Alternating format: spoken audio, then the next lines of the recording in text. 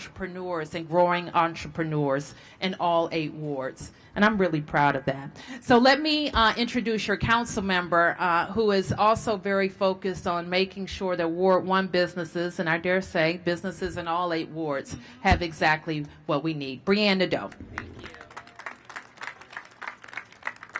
Thank you, Mayor Bowser, and thank you so much for hosting this kickoff here in Ward 1. Just down the street from our historic, all our longtime Black businesses, whether it's Ben's Chili Bowl or Lee's Flowers or Industrial Bank. So happy to be here today with Fish Scale, just down the street from Half Smoke, in the shadow of Howard University, and just across the street from the Howard Theater. We're standing right here in what was Black Broadway, but it's a place that's changed a lot. And so as we celebrate Black restaurants during Black Restaurant Week, we have to remember that investing in Black businesses is investing in our African American community at large. That if we care about those communities, that we have to shop local, we have to shop at Black businesses, we have to eat at Black restaurants, and we have to put our money where our mouth is. I remember eating out. Now that I have 2 small children, it's been a little while, but I remember what it was like to take advantage of Restaurant Week, and I'm going to keep trying to do it again. Today, I think we're going to get a little taste. But for those of you who aren't chained to your toddler, please come out, shop, eat. And of course, it's Restaurant Week, so eat a lot. You remember, there's lunch specials, there's dinner specials. You can do a tour of all those restaurants that you've always been wanting to go to. Support our business owners. And I just want to say once again, thanks, Mayor Bowser, for being here in Ward 1 to kick off the week. And for all of these great announcements about how we're expanding funding across the river. It's wonderful, it's exciting, and our businesses deserve it. Thank you. Well, good afternoon, everyone. I'm John Falchicchio, and I have the honor of serving as Deputy Mayor for Planning and Economic Development under Mayor Bowser. And I'm here today because this is about not just what we as a government can do, but we as a community can do. There's so many people, I know it's hard to see on camera, but surrounding this event right now who could help us in this work. So one, it's DMV Black Restaurant Week, right? And we're going to hear from Chef Tate and Dr. Tucker, too, about how you can support businesses during this week and about all the great excitement that they have about this week. But what we found during the pandemic was that DC residents really stepped up to support small businesses.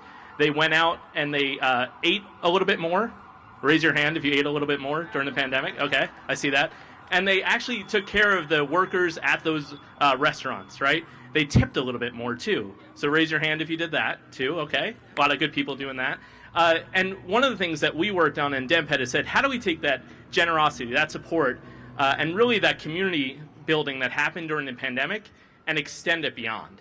So DMPED is working with an entity called the SMBX, right? And so what does that do? It actually allows DC residents to invest in DC businesses. And it's not charity, it's actually an investment. So you'll get a return on that investment. And so what DMPED has done has helped small businesses get on this platform by paying all the fees that it would normally to apply to be on it. So DC residents, what you have to do is go check out the SMBX.com, and that's where you can see DC businesses posted that you can invest in. And what we know is that when people are investors, they'll also be even better customers, right? So we want folks to check that out at thesmbx.com. So support Black Restaurant Week, support thesmbx.com, but then also, what are we going to do as a government? So the mayor mentioned the Food Access Fund. The mayor and her partners on the council set up a fund of $58 million to support food access points in places that don't have as good a food access point as we need them to have. And so the mayor went through a couple of the recipients of the first round of funding. That's over $9 million invested in the restaurants that she named. But it's a $58 million fund. So if you don't know Sarosh Odpadwala and Tim White, they'll raise their hands. They're in the back there. They're opening up the fund again today in order to accept applications to create even more food access points in Wards 7 and 8. So that $58 million will get invested. And what Mayor Bowser challenged us to do was to find restaurants who are west of the river to go east of the river. And so we're going to hear from Andre Mccain today, who's the proprietor of Half Smoke, who's opening not one, but 2 restaurants east of the river with the Food Access Fund. And then finally, there's a lot of people who want to be food entrepreneurs, who maybe work out of their home, who have an idea about being a restaurateur. Anybody here have an idea about being a restaurateur? Here's your chance. I'll give you the mic. That's okay, even if you don't. We want to get you prepared. So if you're working out of your home, if you're being a food entrepreneur, if you have a catering business, let's say, and what we want to do is to make sure that your home-based business grows into a business that actually employs your neighbors as well. So what Mayor Bowser set up was the Nourish DC. And Nourish DC actually invests grants, loans, and technical assistance in those small businesses to make sure that they can grow from an entrepreneur who maybe works out of their home into a business. So I mentioned a lot of different ways that you all can help and that we're going to help. And we have those all posted at obviouslydc.com. So if you go to obviouslydc.com, that's where you can find all the opportunities that I just talked about. But it's noon. I'm getting hungry. So let's hear a little bit more about Black Restaurant Week, and I'll invite up Chef Tate and Dr. Tucker. Thank you so much, Mayor Bowser, Deputy Mayor John. Always good to see you. Thank you so much.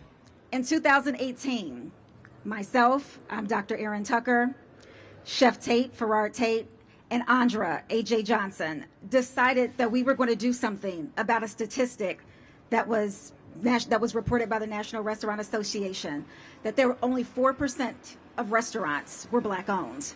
We didn't look at that as a bad thing. We looked at that as a call to action.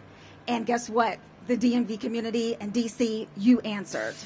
When we came together, we knew that a week would not be the tool that would be able to sustain businesses, but we knew that there would be a celebration and that we had to be 365 days connected to the businesses here.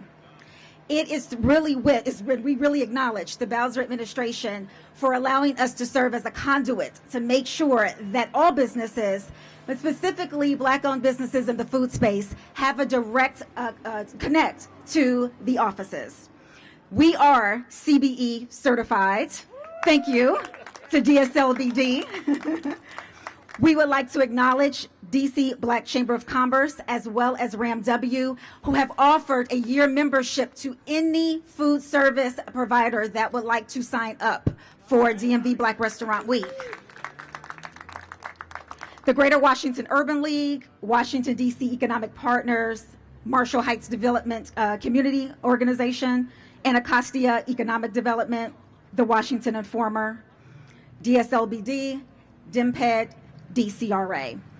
We also could not be here without organizations that really believed in us since we started in 2018. The Washington Informer, Thompson Hospitality, DoorDash, Destination DC, Yelp DC, Pepco, the Ali Family, Metropolitan AME, and Pennsylvania Avenue Baptist Church. This year, we have partnered with Sandlot, whose mission is very, very close to our mission. And we are going to come together to be able to provide on Saturday at Sandlot Navy Yard an opportunity to come out, see our food trucks, and have a little bit of go-go, of course.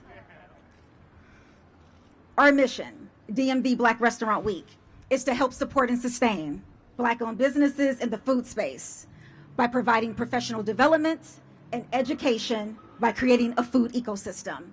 You, those of you listening, and everyone that is not here but is supported, you are the ecosystem. Please make sure that you support where you are. On that note, I am going to actually turn this over to Farrar Tate. We started by going to our elders and asking for permission. You think about this. We live in a city that is steeped in history. Our churches, Florida Avenue Baptist, Pennsylvania Avenue Baptist, Masjid Muhammad right around the corner. And so we wanted to make sure that our businesses get reconnected to our community. And because when you get connected to your community, you have the roots to sustain and grow. And so, Miss Ali, can you please, the oldest,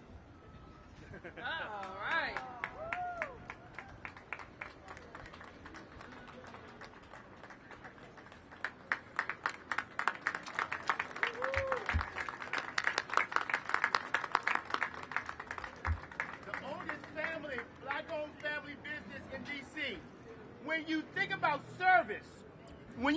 service, that's the only way. You told us we have to serve each other, That's have right. to care for each other. Absolutely. And when you do that, you can sustain a business for as long as you desire. So please, tell us the secret. Well, it's been a pleasure to serve this amazing community in this beautiful city for 63 years. Ben and I opened it in 1958, and we knew we wanted to be part of a community. But for me to be here today and to see all of this and to be a part of this DMV restaurant celebration, There we go. Black I love History. it. It's Black so History, wonderful. yeah, and more absolutely. importantly, to be here under the leadership of our mayor Absolutely. and deputy mayor and our Absolutely. city council. We can't ask for more. Really. I mean, this is the best time of my life. Just under you, my dear. Yeah, this is wonderful. And thank you Thank to you. and to you and your team for making this, bringing this to the attention of our community. Thank you. For saying to all of us that we need to support our black restaurants. Yes. That's how we survive, and it's very easy to do. All you got to do is give good service and good food. It's really not rocket science, right? Not at all. That's all you got to do. And you told us, when all of us, please look at the person beside you. Instead of just saying just hello, think about it. How can we serve each other better? How can we literally take care of one another? And when we do that, we will keep our businesses, which right. is the fabric of our community. When you Right. want to explore our culture, you do it through food. And That's we right. do it at well, Ben's. we've always come together around food. Yes. We've always done. That's our culture. That's it. Absolutely. We also want to thank the Greater Washington Urban League because we have to give our restaurants the training that they Yeah. need to sustain. So Yes. thank you so much. Let me bring you back. Thank you, darling. Thank you all. Thank you, everybody. Thank you. Since 2018, Half Smoke, Andre Mccain, has been an absolute supporter of DMV Black Restaurant Week. As Andre comes up, we want to thank him as well as acknowledge a few more offices because we are real. The Office of African American Affairs, the Office of Community Affairs. Thank you so much to the Mayor's Office of Nightlife and Culture, who've been with us since the beginning. Events DC, the DC Office of Cable Television, Film, Music, and Entertainment, and the DC Commission on the Arts and Humanities. Without further ado, Andre Mccain. Hello. So thank you, Mayor Bowser. Thank you, Deputy Mayor, as well. I'd like to also acknowledge Mrs. Ali, as well as Mark Barnes. He was just here somewhere. He's over there. It's really important to acknowledge that we do stand on the shoulders of giants. Also, congratulations, Miss Solana. A great hire. I've been trying to get her on the team for years. So she's going to be fantastic. I'd first like to start off with thanking the mayor and the entire city for supporting restaurants during the pandemic. After having to make what was obviously an unpopular decision to close restaurants for safety purposes, it was a very, very bleak time. A lot of people were worried would restaurants continue, but the city acted very progressively in terms of opening streeteries like the one we have across the street, allowing to-go alcohol, and really creating flexibility, whether it was funding for heaters, whatever the city could do to become a resource during that time. And so we're here. And I think a lot of businesses survived during that time period. And so we really, really have to thank the mayor for that. So thank you. I'd also like to thank the mayor about extending food access to east of the river. I grew up in Deanwood and really close to the Minnesota Avenue location that we're opening. I went to 10th grade at Friendship Edison. A lot of my friends at the time worked at McDonald's. And then and even now, all we had for food was McDonald's or carry out. And it's very important to understand that healthy, accessible, affordable food east of the river is a major priority, not only in terms of the safety of people, but also to catalyze these beautiful, wonderful neighborhoods that so often we forget about. And as DC becomes more expensive, certainly it's hard to afford those neighborhoods without subsidies like DMPA is providing. So once again, thank you very, very much. We're super excited about opening up east of the river. The last thing I just wanted to say was sort of highlighting the importance of Black Restaurant Week. I think whenever there's a celebration of something that is pertaining to one group you have to ask the question why. And I think the reason why is we want to be able to tell all of our young boys and girls that this could be you too. You can open up a business, whether it's a restaurant or any other business that you want to do, and you can pull it off. And we also want to shed light on all the positive things that African Americans are doing within our community. We so often hear the negative things, and it's really draining and it's really frustrating because there's so many great things going on across the city in Washington, D.C. And then lastly, we want to highlight the amount of African American employees who disproportionately work at these restaurants. The head of our restaurant is a black woman. She's here today, just like the head of our city is. And I think that's super important because those people don't always get opportunities to run other businesses, particularly in the restaurant industry. So thank you very, very much, all of you guys, for coming. And we look forward to a great Black Restaurant Week. Thank you. Nice words. Nice words. Let's give a big hand to Andre, the DMV Black Restaurant Week, and everybody assembled. We're about to go into the fish scale for a tasting. But before we do that, I'm going to take a few press questions. Any questions? Yes, Sam. Yes, Mayor. Sort of off topic, actually, really. It's about food, though. The Captain White's restaurant. Well, I guess they do serve cooked food as well, but Captain White's has left the, I guess it's the municipal fish market. Is that what it's officially called? I think. But in any event, it's raised a concern about businesses sort of being, pushed out by development. And you have this massive development there called the Wharf, and then you have this relatively small fish market, and they're gone. And I understand it's a city property. What do you have to say about that? Well, I'm saddened by it, Sam, that over the course of many years, long before we were in office, that the Wharf and the tenant, the Captain White's, couldn't work out a lease arrangement. And unfortunately, that went all the way south. And they've decided not to stay there and enter a new lease. What's important to us moving forward is that the Wharf continues to be the Wharf and that there's fish selling going on at the Wharf. And that has been my conversation with the property owner down there, that we're going to continue to work with them to help them either grow the other fish seller who's there or find others. So that, I guess that was it. Is it, there's only one merchant down there at this point, and if it's a city market, shouldn't it be open to, more businesses? I think it should be open to as many businesses as the pier can accommodate, and there's some question about investing and making sure that the pier can accommodate more. But I do think it should be about crabs and fish and seafood, which is what it's always been during my whole life. So they could accommodate other vendors, but I think what's important to us is that it continue to be a seafood seller. And so we're going to work with the owners down there to make sure they have a strategic plan to do exactly that. Did you think that Captain Jack's got a fair shot?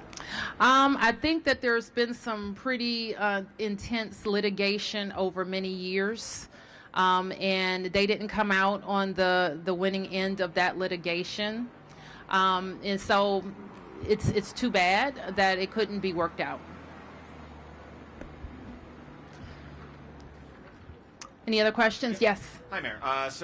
One question for you. Obviously, you're talking about food access and back on the topic here, but still east of the river, there's a vast difference when it comes to the number of grocers. So talk a bit about, what's being done to work on that.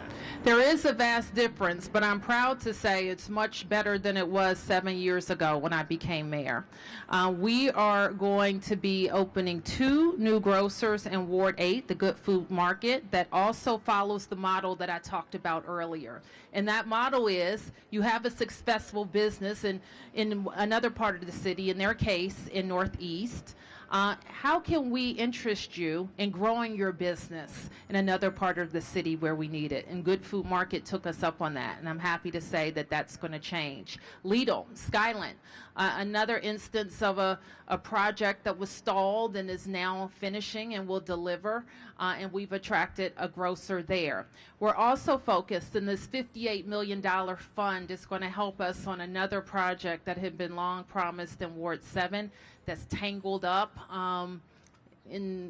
between a property owner and a tenant, that we are going to help them fix. And when we fix that entanglement problem at that site, we think we have a good opportunity for another grocer. So I've talked to you about 3 that are going to deliver, and I think we have really strong prospects for 2 more.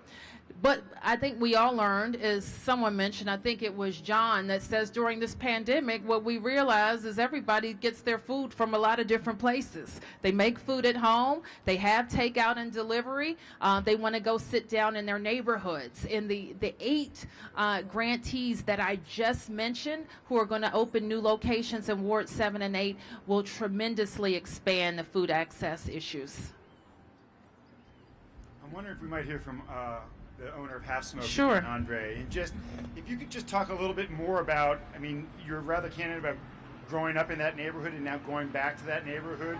One, would you have been able to do it without the grant that you're getting from the city? And why, again, is it just so important for you personally to take your business back east of the river? So to be very, very candid, we would not have been able to afford either location if it were not for the grant. And the reason for that is oftentimes it's a very daunting thing to open up a new business in a new area where you're not quite sure if you're going to do well. And so you have to convince investors, you have to convince banks to invest in that project. And that's a very challenging thing to do, even if you're in Northwest or anywhere else in a major city. And so the Food Access Fund really allows us to pay for build out. It allows us to pay for rent. It allows us to pay for employees. It makes us more financeable. It gives us more confidence about being able to open in these locations. And it really is exciting for us because we're also able to create jobs. We have over 100 employees that work here in Half Smoke at this location. There'll be several hundred more at the other 2 locations east of the river. And so that's really what it's all about for me, because I went in the restaurant business to do just that. I was fortunate enough to grow up in Deanwood and graduated from Wilson ultimately, and went to college at Morehouse and worked in finance and Wall Street and all those things in New York City. But I wanted to do something that was a bit more fulfilling, a little bit more community oriented, and do something that could create a lasting impact, just like Miss Ali has with Ben Chili Bowl. And so it's very important for me to be able to go back, like I said, and show them that, hey, I was a kid just like you, walking these same streets, doing all the same things that you guys are doing now, and be able to tell that story and show them what they can do. And we have a lot of our employees now, probably about 90% of them are DC residents, and most of them live over east of the river, and so we're also making it more accessible for them to get a job. And so that's really what it's all about. And again, thank you, Deputy Mayor, and thank you, Mrs. Mayor. Thank you. Any other press questions? I have another one for you. So obviously you are aware that foreign travelers, they're opening up, to people who are vaccinated. So your reaction, obviously tourism, a big thing, hit and impacted greatly in D.C. Talk about, your feelings. I'm thrilled. I'm grateful to the Biden administration, particularly Secretary of Commerce Raimondo, who've been very focused on a safe reopening of our borders. I think there are over 30 countries now who are eligible to travel to the U.S. For us to come all the way back, and I frequently say this, we like to talk about food and hospitality, and it's fun, right? But it's not all fun and games for us, because what people do in restaurants and hiring DC residents and serving conventioneers is real life for us, because all of that hospitality money that comes into the city allows us to invest in schools and homeless services and mental health services. So it really is critical to how we run our city. So we're very happy that our international travelers are coming back. Before the pandemic, more than 20 million. We had a record-breaking year. Ms. Ali knows this, of international travel. We love international travelers. They stay longer. More nights in a hotel, more nights and butts and seats in restaurants, right? And they keep coming back to Washington. So we're grateful to welcome our travelers back. All right, everybody, let's go see the fish scale, and then I will come back out for any community questions.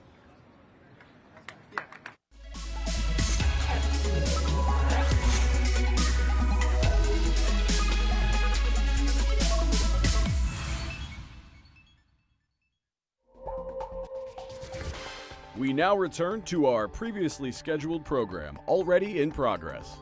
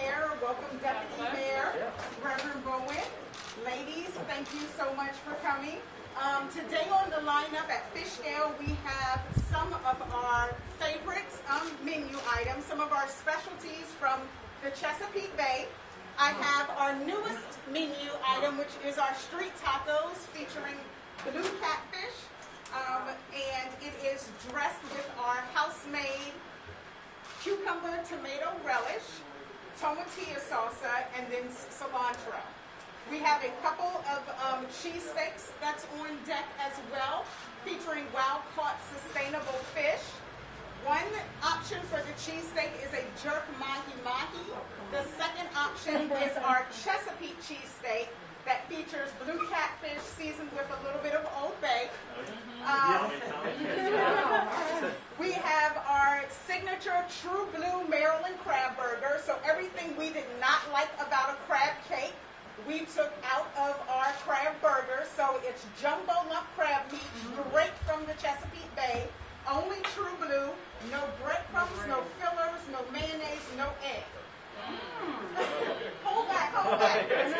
And then we have our grilled romaine salad with our house-made salad dressing, local black-owned, woman-owned granola, and Asian pears as a tarnish. And for those of you that like spicy, we do have our house-made spicy sambal. It is a mixture of mixed hot peppers. It's going to give you a heat level similar to a jalapeno. And we get all of our produce from local organic farms. And everything is house-made, small batch. So please feel free to dig in. I have a question. Yes. The sweet potatoes, too? Yes. Okay. So the Japanese sweet potatoes are another amazing item that we do have on our lineup. Unfortunately, because of a lot of the weather, many of the farmers were not able to produce a good crop of the Japanese sweet potatoes. So unfortunately, they have been hit or miss. So you guys are quite familiar with the supply and chain issues that we've been having, but we do continuously attempt to get the Japanese sweet potatoes because we know that they are a favorite. They're one of my favorites. But those individuals who have ventured off to the salad has found that to be quite amazing as well. Awesome. Now it doesn't come through the camera, but this smells delicious. Oh, I'm so glad. And the rockfish, too? Well, let me say, Mayor, I came here for lunch the other day with some of my staff because I said, where can you get blue catfish? It's one of the best tasting fish. It's an invasive species, and it should be at our restaurants. And then my staff member said, well, at fish scale. Okay. And within the next day, we were here. Okay. And Chef Tate joined us. Okay. The thing is that blue catfish, it's not a bottom feeder, it's a middle feeder, and it's an invasive species. There's plenty of it. There's no commercial limit. This is one of the most sustainable fish you can eat. And it is delicious. Okay. And so we need to change the name to something like, I don't know, exotic instead of invasive and all that. But, you know, what you've done and your brother in terms of serving up a delicious meal with blue cat, this is a great fish. And soon, Mayor, one day we'll be able to commercially fish it out of the Anacostia. Of course we will. All right. Of course we will. Well, very good. Very So good. shall I take a bite? Yes, go I for have it. my eye on that crab cake. You want to go for it? Thank you.